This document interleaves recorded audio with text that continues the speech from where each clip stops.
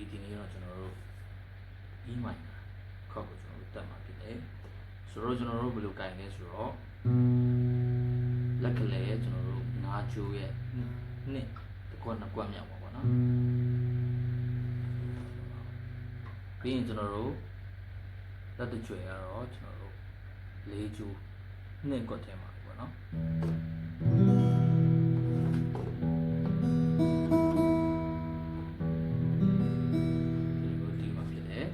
ကျွန်တော်တို့ဒီ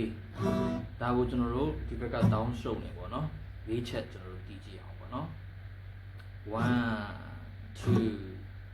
3 go 1 2 3 4နောက်တစ်ခေါက်တော့တီးအောင်1 2 3 4 okay ဟုတ်ပြီဒါဆိုလို့ရှိရင်ကျွန်တော်တို့ဒီဘက်ကเนาะကျွန်တော်တို့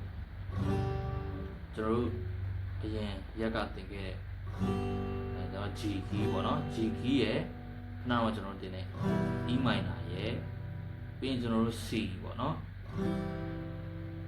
ပြီးရင်ကျွန်တော်တို့ D လည်းသင်ခဲ့ပြီးသွားပြီပေါ့เนาะ D เนาะဒီ၄ခုကိုကျွန်တော်တို့ပေါင်းပြီးတော့ကျွန်တော်တို့တီးကြည့်အောင်ပေါ့เนาะဟုတ်ပြီကျွန်တော်တို့ G ရဲ့ E minor ရဲ့ C ရဲ့ D ရဲ့ပေါ့နော်ကျွန်တော်ဒီဘက်ညာဘက်ချမ်း strumming pattern ကတော့ down down down down ဆိုတဲ့ pattern နဲ့ပဲပေါ့နော်ဟုတ်ပြီကျွန်တော်တို့အားလုံး G ခိုင်တာပေါ့နော်ဟုတ်ပြီကျွန်တော်တို့ ਨੇ အတူတီးအောင်1 2 3 go 1 2 3 4 E minor ပြောင်းမယ်1 2 3 C ပြောင်းမယ်1 2 3 4ပြီးရင် D ပြောင်းမယ်1 2 3 4ဟု